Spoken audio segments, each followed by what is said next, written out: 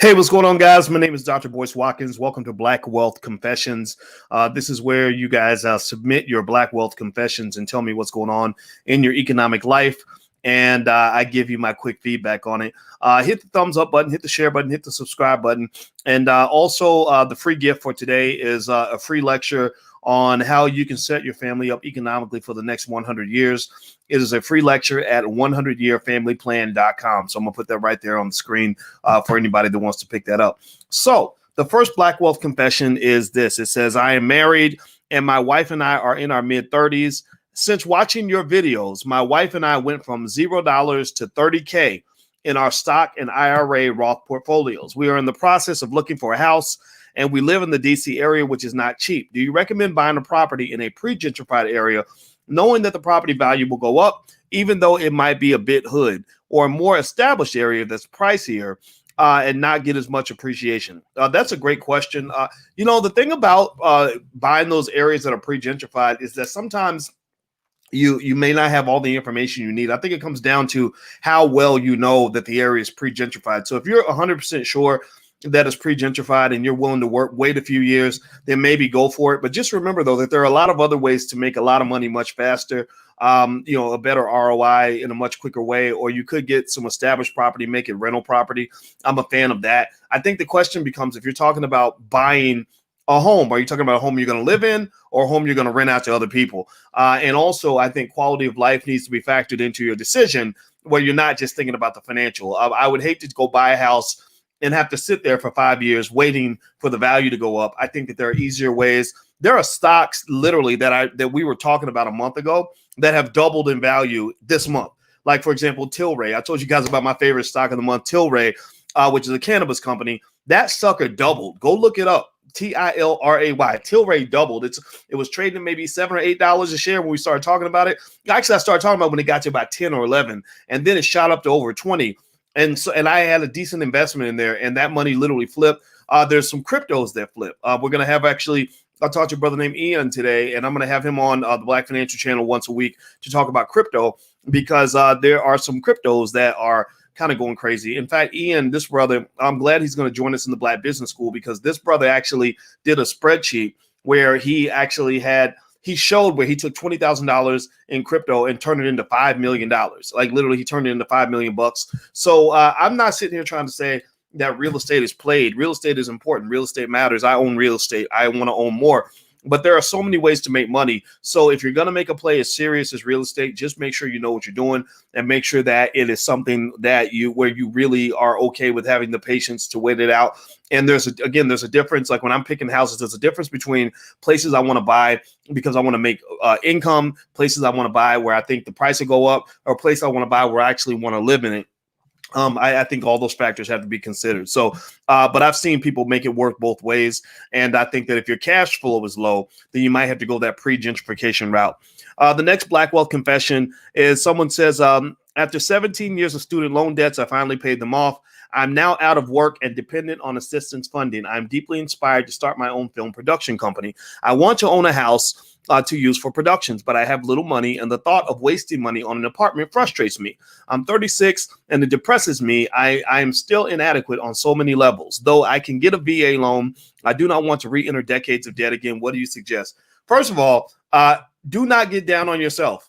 Do not get down on yourself. You're 36. That ain't old. You're not 106. You're not 86. You're not even 66. You're 36 years old.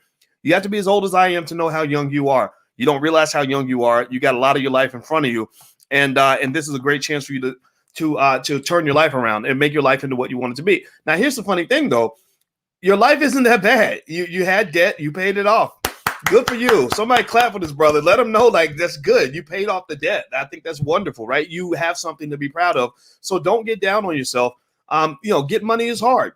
Most of us aren't trained on that. It's like learning how to become a rapper or an NFL football player. If I wasn't trained on these things, then how can I be good at those things, right? So I'm going to teach you how to rap. Let me show you. Let me take you in the studio and show you how to bust a rhyme.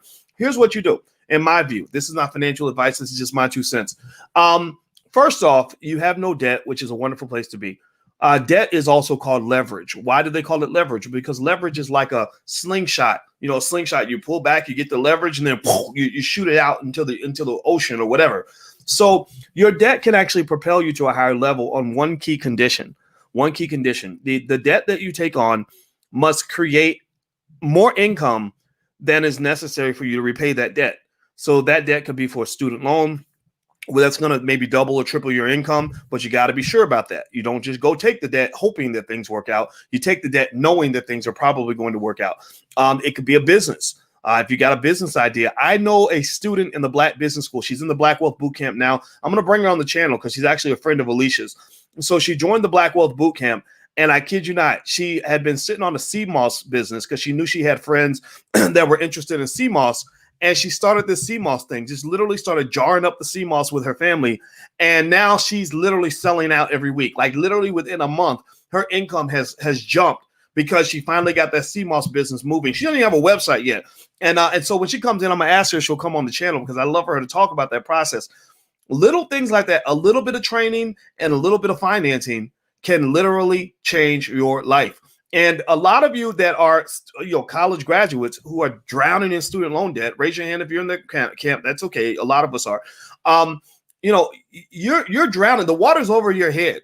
And when the water is over your head, how do you get out of water that is over your head? What do you got to do? Give me the word. Type the word in the chat. If you know, it's a one word. It's 4 letters.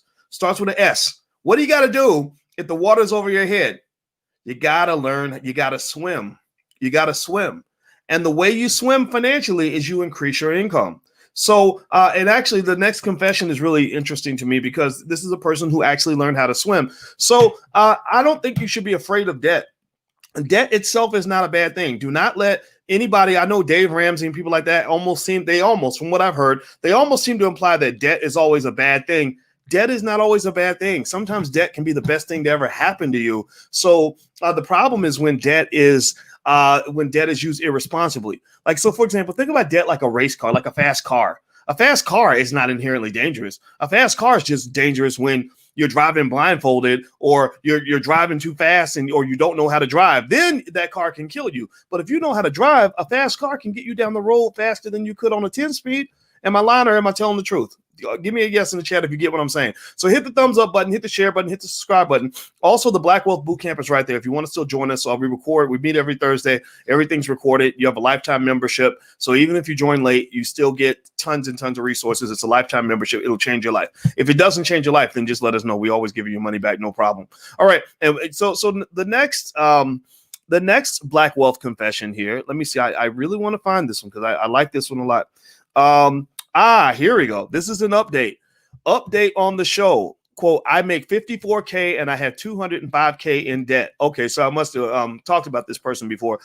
Now pay attention. So it sounds like this person has made some adjustments. Stephanie, I believe it looks like her name's Stephanie. Check this out. She says, I now maintain an emergency savings. I've also created multiple streams of income to pay down debt. I'm a teacher, but created a skateboard shop online called www.highlifeskateshop.com. I co-founded an online private school, www.chapmanpreparatory academy.com. I'm gonna put this URL in here because this is a Black-owned business. I want to support that. And also, she said my investments include TD Ameritrade and a coffee shop. I talk about this on my YouTube channel, most definitely, and she puts the URL for her YouTube channel here. So Stephanie, definitely, I'm going to reward you also by sharing that link in the chat. Also, this is what you call marketing. Marketing is the key to getting your business out there. And Miss Stephanie, or Stephanie, I assume that's her name, is smart enough to market herself. So therefore, I'm going to reward her by putting her information, not just in this chat, but I'm also going to put it in the description below. I'm going to put her whole comment in the description below with URLs included. And my goal is to make Stephanie a rich Black woman. So those are the Black Wealth confessions today. If you have a Black Wealth confession you'd like to share, meaning your story, your financial mistake, or whatever the case may be, you can actually email them to not email. So you can go to blackwealthconfessions.com. That's blackwealthconfessions.com. And people can learn from your story. So it doesn't have to be good, doesn't have to be bad. Just give us a story and give us something to talk about, something that we can work through and we can all learn. Also, if you're curious about establishing Black financial security for your family, I have a free lecture at blackfinancialsecurity.com. So feel free to go to blackfinancialsecurity.com. And I do a lecture on the 7 keys to financial security, and it's blackified. Everything we do here is black. We're B1, 100% B1 all the time. I heard somebody say not too long ago, they said, this B1, this black first stuff doesn't really work. Look at the wealth in the Black community. This Marcus Garveyism doesn't work. And I really wish I could have talked to the brother, because I saw the video and he said this. And I think his argument is that it doesn't work because Black wealth hasn't been increasing. Well, the reason Black wealth hasn't been increasing is because Black people as a collective are not doing this. If all Black people, think about this, give me a yes or no. Do you think that Black wealth would go up if all Black people were buying from Black businesses whenever possible? Yes or no?